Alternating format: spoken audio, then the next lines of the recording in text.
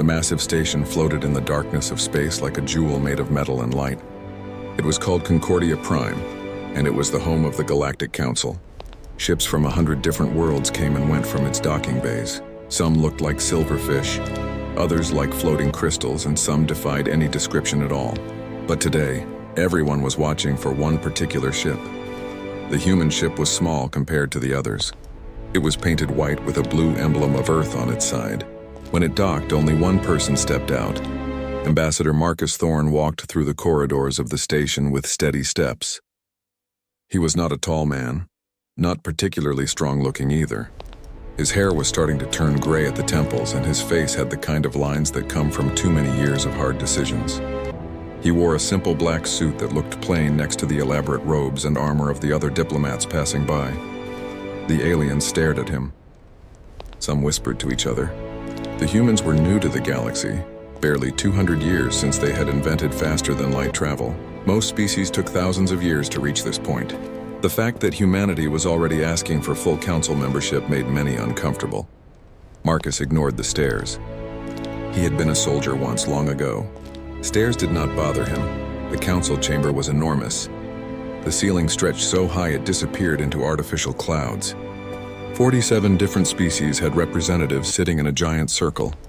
At the center was a raised platform where speakers could address the entire assembly.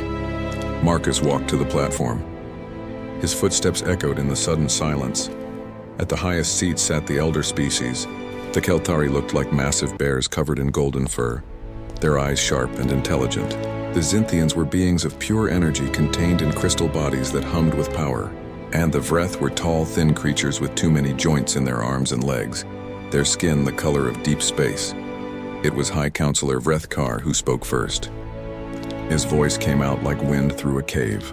Human, you stand before the Galactic Council to request full membership for your species. This is highly irregular. Your kind has barely left your home system. Marcus smiled politely. With respect, Counselor, humanity now has colonies on 47 worlds. We have trade agreements with 16 species.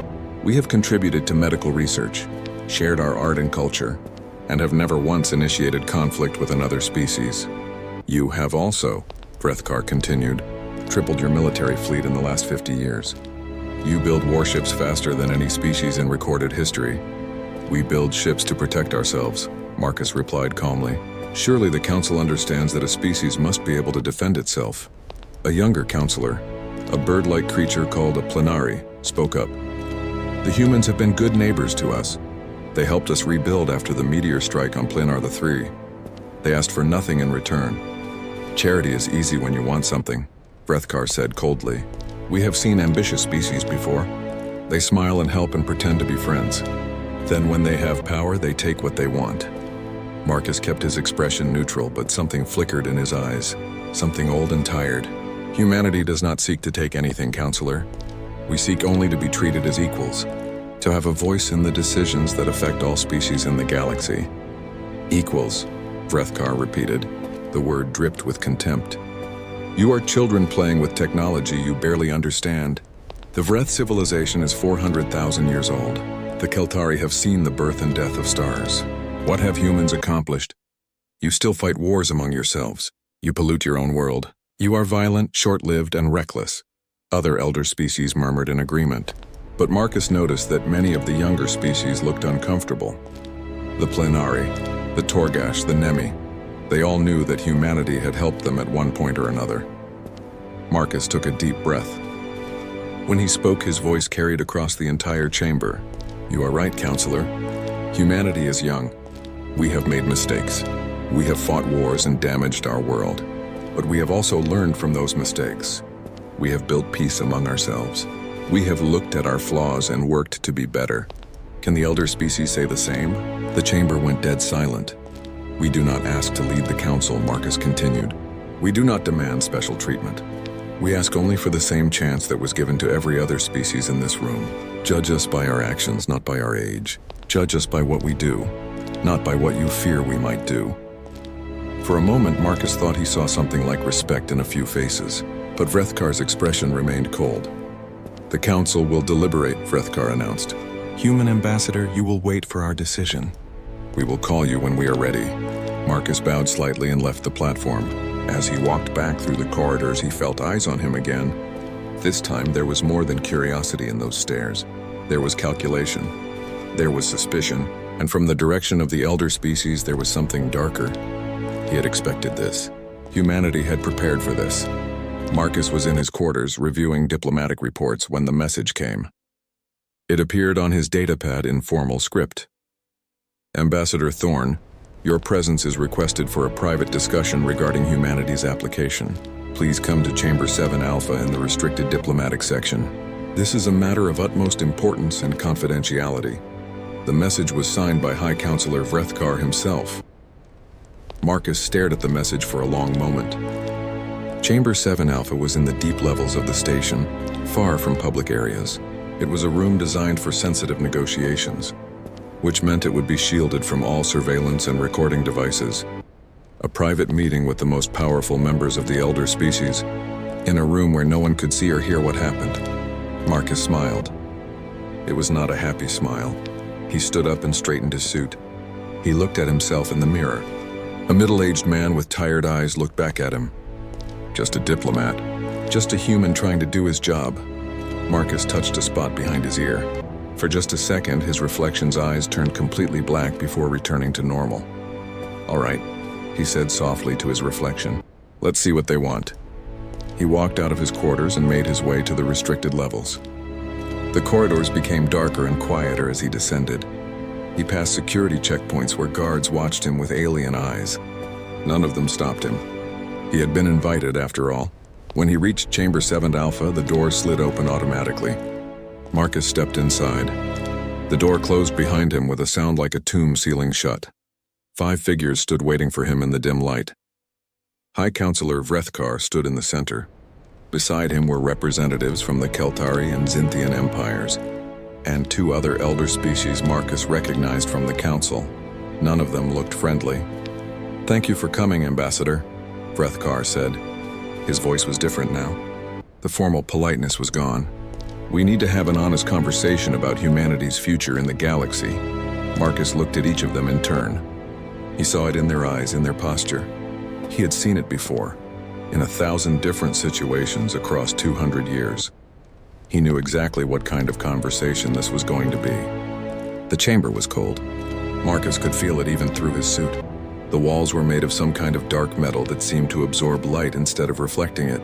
There were no windows, no decorations, nothing except the 5 aliens standing between him and the door. "Please, sit," Vrethkar said, gesturing to a chair in the center of the room. Marcus remained standing. "I prefer to stand, thank you." The Kelthari representative, a massive creature named Gormath, growled deep in his throat. "The counselor offered you a seat, human. You should accept." "I appreciate the offer," Marcus said calmly, "but I'm comfortable where I am." Vrethkar's mouth twisted into something that might have been a smile on his species. "Very well. Let us speak plainly then. Humanity will never be granted full membership in the Galactic Council." Marcus showed no surprise. "May I ask why you brought me here to tell me this?" "You could have simply voted no in the council chamber." "Because," Vrethkar stepped closer, "we want to make sure you understand the situation completely. Humanity is a disease. You spread too fast. You adapt too quickly. You take risks that would destroy any sensible species. In 400,000 years, the Vreth have learned patience, learned caution. You humans learn nothing. You charge forward like children playing with fire." "That sounds like a difference in philosophy," Marcus said.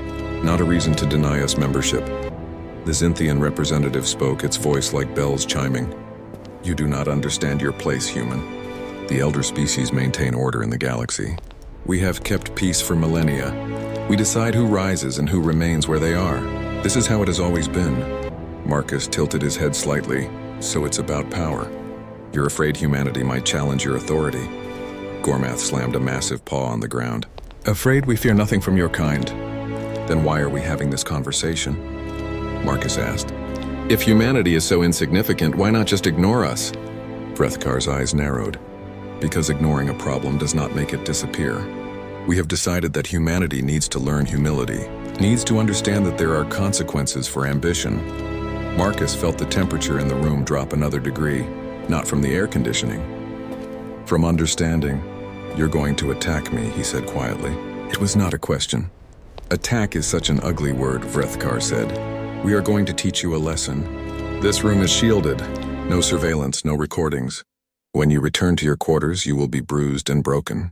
You will tell your superiors that you were attacked by unknown assailants. And humanity will learn that the galaxy is not a safe place for those who reach too high. And if I fight back? Marcus asked. Gormath laughed. It sounded like rocks grinding together. You are one human. We are 5 of the most powerful species in the galaxy. You cannot fight. Marcus looked at each of them again. He saw the certainty in their eyes. The arrogance. They believed they were untouchable. They believed this was already over. I see, Marcus said softly. You really didn't do your research, did you? What research? Vrethkar demanded. About me. About why humanity sent me specifically as their ambassador. Before anyone could respond, Gormath moved. For something so large, he was terrifyingly fast. His massive paw swung at Marcus's head. Marcus didn't dodge. The blow connected, snapping his head to the side with a sound like a crack. He stumbled but didn't fall. Stay down, human, Gormath growled. This will hurt less if you don't resist. Marcus straightened up. He touched his face where the blow had landed.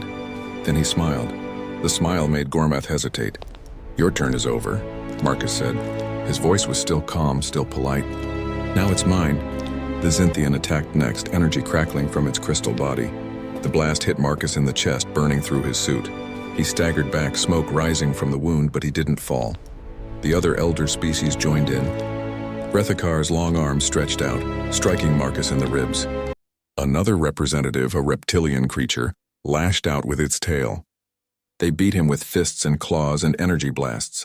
Marcus fell to one knee. Then he started laughing. It was a soft laugh at first, barely audible over the sounds of the assault, but it grew louder. It echoed in the sealed chamber like something from a nightmare. Why won't you scream? Vrethkar demanded, striking him again. Why won't you beg? Marcus looked up. The injuries on his face were already fading. The burn on his chest was healing, skin knitting back together before their eyes. Because, Marcus said, pain is just information, and I've had 200 years to learn how to ignore it. Gormath grabbed Marcus by the throat and lifted him off the ground. What are you? Marcus's smile widened. You should have researched what humanity sent as their ambassador. His eyes changed. The brown color drained away, replaced by pure black.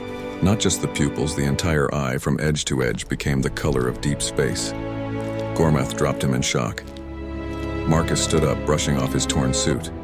The fabric was ruined, but beneath it, his skin was unmarked. Every injury had healed. My name is Marcus Thorn, he said. I am not just a diplomat. I am what humanity calls a specter. I am a reaper. The temperature in the room dropped to freezing. Frost formed on the walls. What is a reaper? Vrethkar whispered. Marcus tilted his head, and for a moment something else looked out through his eyes. Something ancient and hungry and patient. Death, Marcus said simply. I am death wearing a human face, and you just made a very serious mistake.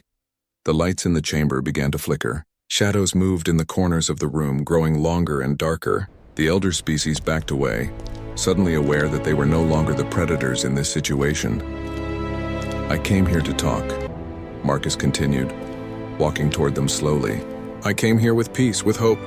I wanted to believe that the galaxy could accept humanity without violence. But you couldn't help yourselves, could you? You saw something young and weak and you decided to crush it. We didn't know, the Zynthian said, its voice trembling. No, Marcus agreed. You didn't. That was humanity's test, you see. We wanted to know if the elder species could be trusted, if they would treat us with honor. You failed. Vrethkar tried to run for the door. It didn't open.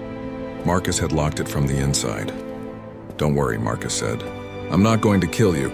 That would be too easy. Too quick. Instead, I'm going to show you something. I'm going to let you see what I see. He reached out with one hand. He didn't touch them, but they all screamed anyway. In their minds, they saw. They saw their own deaths not as a distant possibility, but as an absolute certainty. They felt what it was like to be prey instead of predators. They experienced the terror of the helpless, the horror of facing something they couldn't fight or reason with or escape from. They saw Marcus as he truly was. Not a diplomat. Not even really human anymore. They saw the entity that lived inside him, the thing from beyond space that humanity had found and learned to bond with. They saw all the people Marcus had killed over 2 centuries, all in service to keeping humanity safe. When Marcus released them, they collapsed to the ground, gasping and sobbing. "Tell the council what happened," Marcus said quietly. "Tell them you attacked a human diplomat and what you found. Let them decide if they want to meet humanity's real monsters." He walked to the door. It opened for him now. He paused and looked back at the 5 most powerful beings in the galaxy, reduced to trembling wrecks on the floor. "For what it's worth," Marcus said, "I'm sorry you made me do this. I really did want to be friends." Then he was gone, leaving them alone with their new understanding of what fear truly meant. Marcus walked through the corridors of Concordia Prime with steady steps. His suit was torn and burned, but there was not a mark on his skin. Other diplomats and aliens passing by stared at him. Some moved quickly out of his way. Others simply froze, sensing something wrong about the human in the damaged clothing. He returned to his quarters and locked the door. Only then did he allow himself to lean against the wall and close his eyes. "That could have gone better," he said to the empty room. The shadows in the corners stirred. A voice that was not quite sound spoke in his mind. "You gave them a choice. They chose violence. They're scared," Marcus replied. "Fear makes people do stupid things. They are old. They should be wiser." Marcus opened his eyes. They were still black all the way through. "Being old doesn't make you wise. Just look at me." He walked to the bathroom and looked at himself in the mirror. The entity inside him had manifested partially during the fight. Now it was reluctant to recede completely. "Come on," Marcus said to his reflection. "Let me have my face back." Slowly, the blackness faded from his eyes.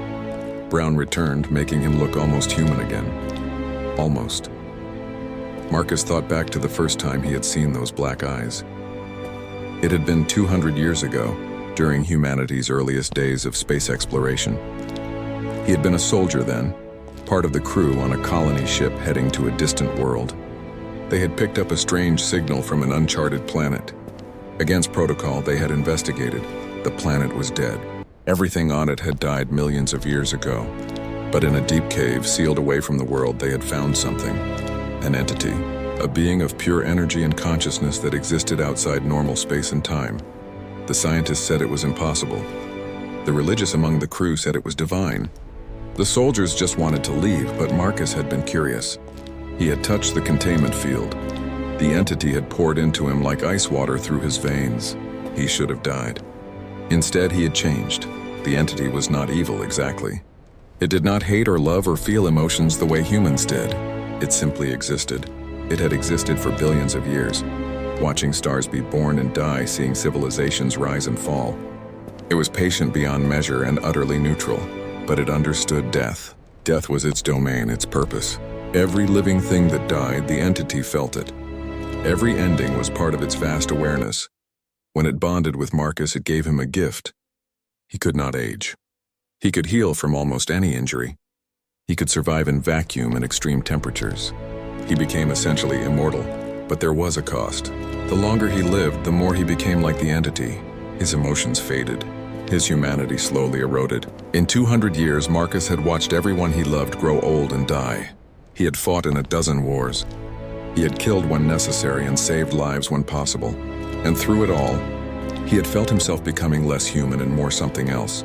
The entity spoke again in his mind. "The others are coming." "I know," Marcus said. "Let them come." Within an hour, the station's alarms began to sound. Security teams rushed toward the restricted levels. Someone had found the elder species representatives. Marcus sat in his quarters and waited. He knew what would happen next. The door chimed. Marcus opened it to find a squad of security officers, their weapons drawn. Behind them stood several junior counselors, including the plenary representative. "Ambassador Thorne," the security chief said, "you need to come with us." "Of course," Marcus said calmly. "May I ask what this is about?" 5 counselors have been found in a sealed diplomatic chamber. They appear to be in shock. "They keep saying your name," Marcus nodded. "Then I suppose we should talk." They escorted him to a medical bay where the elder species representatives were being treated. The doctors said there was nothing physically wrong with them, but mentally they were broken. They sat or lay in their beds staring at nothing, occasionally whispering words that made no sense. When Marcus entered the room, all 5 of them reacted. They screamed or tried to hide or simply began crying. The security chief looked at Marcus with new eyes. "What did you do to them?" "They attacked me in that sealed chamber," Marcus said. "They brought me there to beat me, to make humanity afraid. What I did was defend myself and show them the truth about what I am." "And what are you?" the plenary counselor asked. Her voice shook slightly. Marcus looked at her. He liked the plenary. They were honest, hardworking people. They deserved the truth. "Have you ever heard of something called a specter?" he asked. The counselors shook their heads. "Humanity discovered something about 50 years after we achieved faster-than-light travel," Marcus began. "We found an entity on a dead world, a being that existed outside our normal understanding of reality. It was ancient, billions of years old, and it was alone." He walked slowly around the room, his hands behind his back like a teacher giving a lecture. "Some humans tried to study it. Others tried to weaponize it.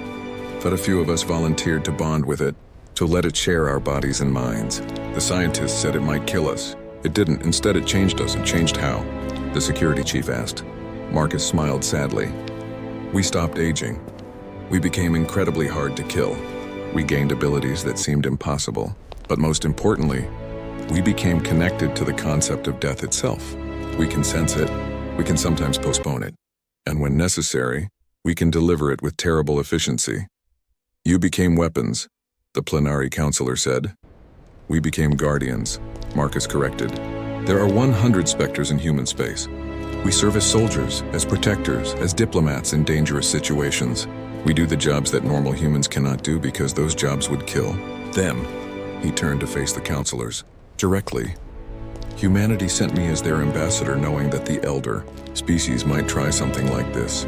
It was a test. If you welcomed us with honor, I would have been nothing but a diplomat. But if you tried to harm us, you would discover what humanity has become, what we are willing to do to protect ourselves."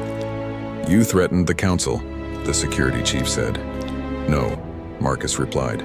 "I defended myself against an illegal assault. The elder species tried to beat me in a sealed room where no one would know. I simply showed them that humanity is not as helpless as they thought." The plenary counselor looked at the broken representatives in their beds. "What did you show them?" "Their deaths," Marcus said quietly. "Not threats, not possibilities. I let them see the moment when they will die, however and whenever it happens. The entity inside me can see these things. I shared that vision with them. They experienced what it feels like to be mortal, to be vulnerable, to face the absolute certainty of their own ending." The room was silent. "That's cruel," the security chief finally said. "Yes," Marcus agreed. "It is. But it's less cruel than what they planned to do to me and through me to all of humanity. They wanted to make us afraid, to make us small. I showed them that we are neither." The plenary counselor stepped forward. "The council will need to hear about this." "All of it, I know," Marcus said. "I'm prepared to tell them everything. Let the galaxy decide if they want to stand with humanity or against us. Either way, we will survive. We always do." As they led him toward the Grand Council chamber, Marcus felt the entity stir inside him. It was curious about what would happen next. So was Marcus. He had revealed humanity's greatest secret. There was no going back now. The galaxy would know about the specters. They would know that humanity had found a way to cheat death itself. Some would be terrified. Some would be angry. Some might even be impressed. But none of them would ever underestimate humanity again. Marcus smiled as he walked. It was not a kind smile. It was the smile of someone who had lived too long and seen too much. The entity whispered in his mind, asking if he regretted what he had done.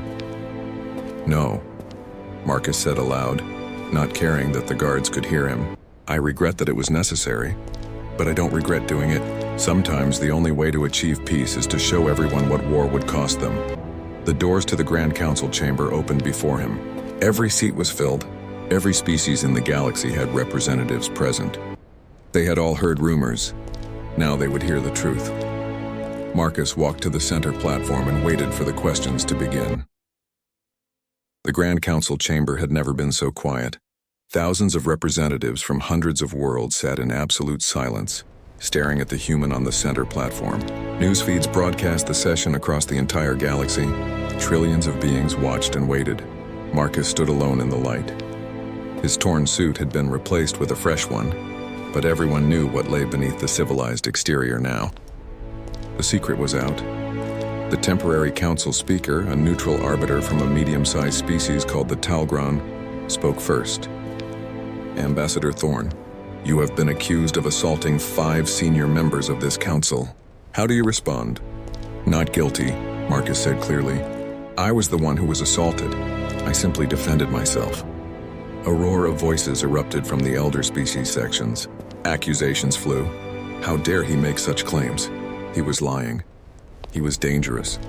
He should be executed immediately. The speaker called for order. It took several minutes before the chamber quieted down.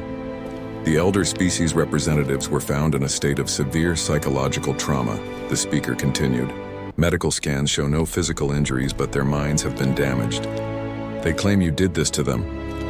I showed them a truth they were not prepared to face, Marcus replied. They brought me to a sealed room under false pretenses. 5 of the most powerful beings in the galaxy against 1 human. They beat me. They tried to break me. When that failed, I defended myself in the only way I could. By attacking their minds? The speaker asked. By showing them what I am. By making them understand that humanity is not defenseless. The plenary councilor stood. I request permission to speak. The speaker nodded. Ambassador Thorne has told me about the specters, she began. I believe the council needs to hear the full story before we pass judgment. Agreed, the speaker said. Ambassador Thorne, please explain to this council what a specter is. Marcus took a deep breath. This was the moment. There was no going back from what he was about to say. 50 years into our exploration of deep space, humanity discovered an ancient entity on a dead world. We don't know where it came from or why it was there. But we learned that it could bond with human consciousness. The bonding process creates what we call specters. He let that sink in before continuing. Specters don't age. We heal from injuries that would kill normal humans. We can survive in extreme environments. We are connected to the fundamental concept of death in the universe. We can sense it, understand it, and in some cases manipulate it. The chamber exploded in noise again. Fear, anger, curiosity, and excitement all mixed together in a storm of voices. How many of these specters exist? The speaker shouted over the din. 100, Marcus answered. We are spread throughout human space, serving as protectors, soldiers, and sometimes diplomats. Why did humanity hide this from the galaxy? Demanded a representative from one of the elder species who had not been involved in the attack. Would you have reacted well if we had announced it? Marcus asked. Would you have welcomed us with open arms, knowing we had beings who could not die and who were connected to death itself? Or would you have declared war on us immediately?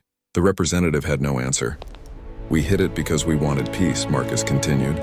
We wanted to join the galactic community as friends and equals. But we also wanted to protect ourselves. The specters are our insurance policy. They ensure that no one can wipe out humanity without paying a terrible price. A young counselor from a species called the Nemi stood up. But you said you were sent here specifically as a test. That means humanity expected the elder species to attack you. Marcus nodded. We hoped they wouldn't, but we prepared for the possibility. The elder species have a long history of crushing younger species who might challenge their authority. We wanted to know if they would try the same with us. And we did, came a weak voice. Everyone turned. One of the elder species representatives had been brought into the chamber. It was not Vrethkar, but a Kelthari elder named Saresh. She looked pale and shaken. Speak, the speaker said gently. He's telling the truth, Saresh said. We brought him to a sealed chamber. We told him humanity would never be accepted as equals. We beat him. We used our strength against one unarmed diplomat because we thought we could break him, break his species' spirit. She looked at Marcus with haunted eyes, but he didn't break. He healed. And then he showed us what he really was. He showed us our deaths, not as threats, but as certainties. We saw the exact moment we will die, felt what it will be like. We experienced the terror of being completely helpless, the way we wanted him to feel. The chamber was silent again. He could have killed us, Saresh continued. We were in a sealed room.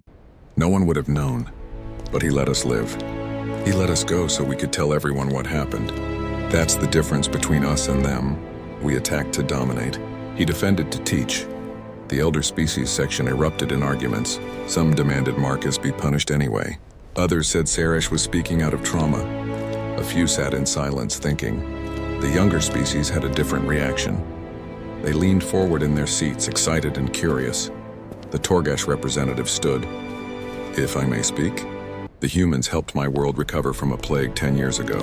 They asked for nothing in return. If they wanted to conquer or control us, they could have done so then. Instead, they gave us medicine and knowledge and left. The specters are frightening, yes, but humanity's actions speak louder than their capabilities." Other young species agreed. Story after story came out. Humanity helping with disasters, sharing technology, mediating conflicts. Always friendly, always reasonable. "They don't act like conquerors," the plenary counselor said. "They act like people trying to find their place in a vast and sometimes hostile galaxy. Can we blame them for preparing to defend themselves?" The debate went on for hours. Marcus stood on the platform the entire time, answering questions when asked, remaining silent when not. He was tired, 200 years tired, but he could not show weakness now. Finally, the speaker called for a preliminary vote. Not on membership, that would come later, but on the question of whether Marcus should be punished for defending himself. The vote was split almost perfectly along generational lines. The elder species voted to punish him. The younger species voted to excuse him. The middle-aged species were divided. "This council is deadlocked," the speaker announced. "We will recess for one standard day while delegations consult with their homeworlds. Ambassador Thorne, you are confined to your quarters until we reconvene." Marcus bowed slightly and left the platform. As he walked through the corridors, he noticed something had changed. The aliens no longer stared at him with simple curiosity or disdain. Now there was fear in their eyes, but also respect. Some gave him a wide berth. Others nodded as he passed. A few even smiled, though those were mostly from the younger species. Back in his quarters, Marcus collapsed onto his bed. The entity inside him stirred, concerned. "I'm fine," Marcus said. "Just tired. You revealed our existence. The consequences will be vast, I know, but it was necessary. Humanity can't hide forever. Better to reveal ourselves on our own terms than to have the secret discovered." "What if they vote against you?" Marcus smiled. "Then they vote against me. It won't change what I am or what humanity is. We'll deal with whatever comes." He closed his eyes, thinking about Earth. He had not seen his homeworld in 50 years. He wondered if it still looked the same, if the cities he remembered were still standing, if anyone he had known was still alive. Probably not. Everyone from his original life was long dead. He was a relic from another era, a ghost wearing flesh. The entity seemed to sense his sadness. "You sacrificed much for your species." "All soldiers do," Marcus replied. "I just sacrificed for longer than most." He drifted into something like sleep, though specters didn't truly need rest. As he lay there, he felt the entity's presence in his mind, vast and ancient and patient, and for the first time in a long time, he felt something like companionship. He was not alone. He would never be alone again, not until the day the entity finally consumed the last of his humanity. But that day was not today.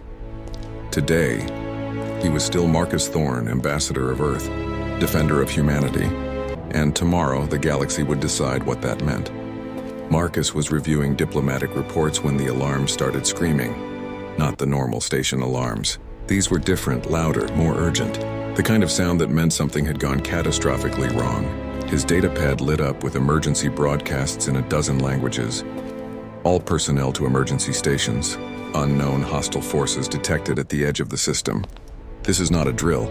Marcus stood and moved to his window. In the distance, he could see ships scrambling from the station's docking bays. Defense platforms were powering up, their weapons glowing with deadly light. The entity inside him suddenly became alert. It was agitated in a way Marcus had never felt before. Something is coming, something that hungers. What kind of something? Marcus asked aloud. Death, but not natural death, a death that should not exist. Before Marcus could process that, his door chimed. He opened it to find the plenary counselor standing there with 2 guards. "The speaker requests your presence in the command center," she said.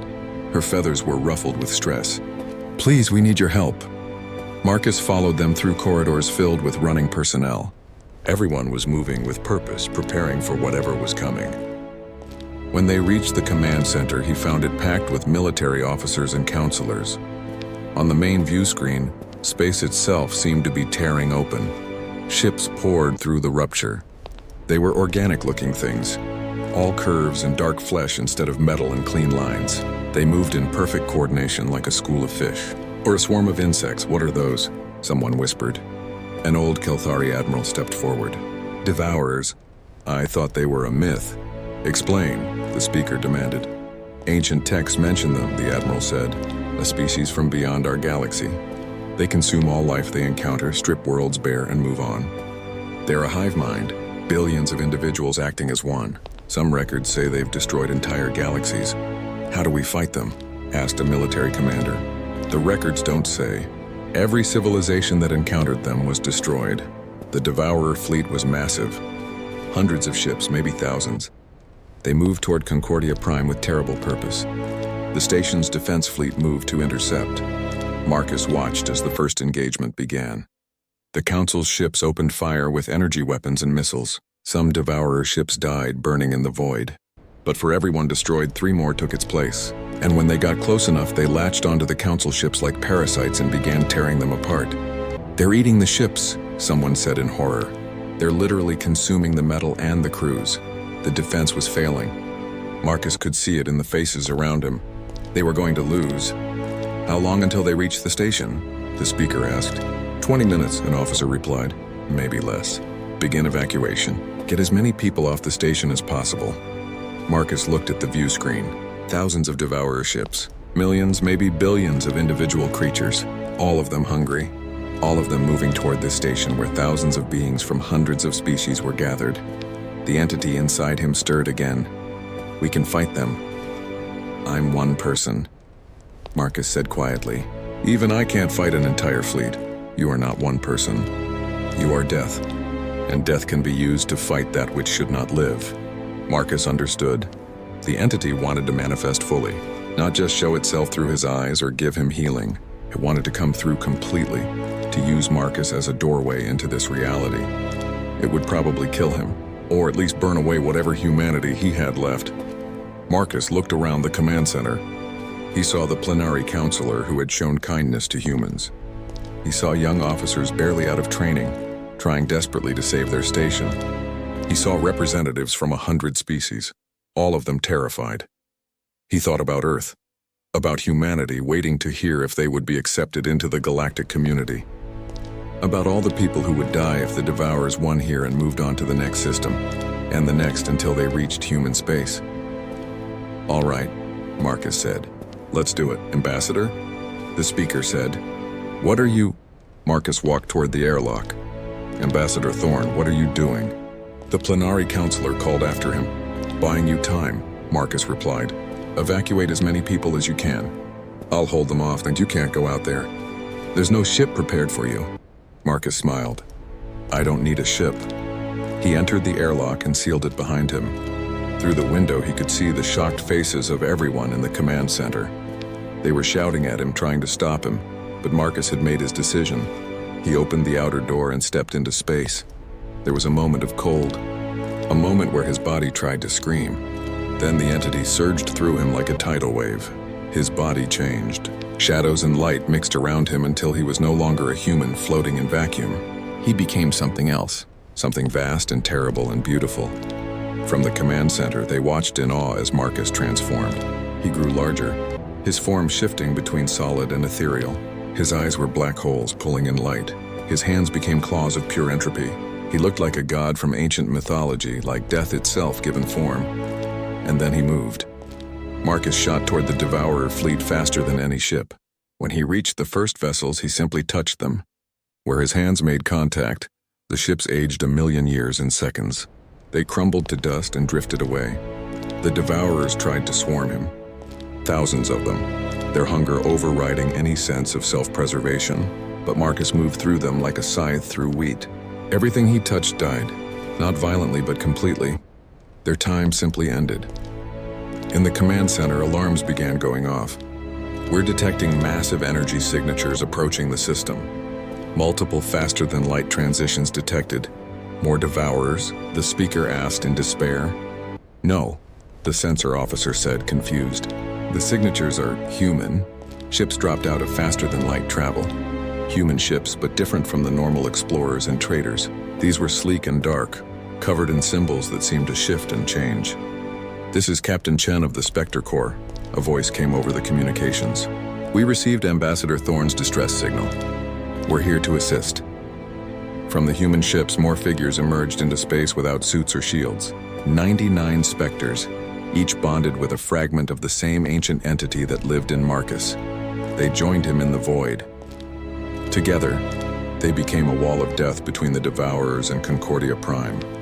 They moved in perfect coordination, each specter destroying hundreds of enemy ships. The void filled with the dust of consumed Devourers.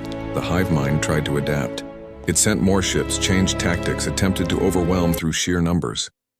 But the specters were infinite patience given form. They had existed as part of the entity for billions of years. A few million Devourers were nothing. The battle lasted for hours. Inside the station, evacuation ships launched one after another, carrying thousands to safety. The specters held the line, never tiring, never faltering. Finally, the Devourer fleet broke. Whatever intelligence controlled them decided this prey was too costly. They retreated back through the rupture in space and disappeared. The specters remained on guard for another hour, making sure the threat was truly gone. Then one by one they began to return to their human forms. They floated back to their ships, exhausted but victorious. Marcus was the last to change back. When he did, he barely looked human anymore. His form was translucent, flickering between solid and shadow. He drifted toward the station, no longer able to propel himself. The Plenary Counselor ordered him brought aboard immediately. They found him in the recovery bay, lying on a bed and staring at the ceiling. His eyes were still black, but now there were stars in them. "Ambassador," she said softly. "You saved us, did I?" Marcus asked. His voice sounded far away. "I'm not sure I'm even here anymore." "What do you mean?" "The entity," Marcus said. "It took almost everything to manifest like that. I'm more it than me now. In a few days, maybe weeks, Marcus Thorne will be gone completely. Just the entity wearing his memories." The counselor took his hand. It was cold as ice. "Then we'll remember you, all of us. The human who stood between the galaxy and destruction." The speaker and other counselors came to visit. Even some of the elder species who had opposed humanity. They looked at Marcus with new understanding. "The vote," Marcus said weakly. "Did they vote?" "Unanimous," the speaker replied. "Humanity has been granted full council membership, and the Spectre Corps has been offered positions as defenders of the entire galaxy, if they choose to accept." Marcus smiled. It was a tired smile, but genuine. "We accept. That's what we were made for, after all. To protect." Over the next few days, Marcus deteriorated. His physical form became less stable. Sometimes he was solid, sometimes he was pure shadow. The other specters visited him, understanding what was happening. They had all walked this path. They knew where it led. On the 5th day after the battle, Marcus called for the Plenary Counselor one last time. "I need to tell you something," he said, "about why I smiled that day in the sealed chamber when they were beating me." "Why?" she asked. "Because I finally had proof. Proof that even after 200 years, even after becoming this thing, I still cared enough to feel anger. I still cared about humanity enough to want to protect it.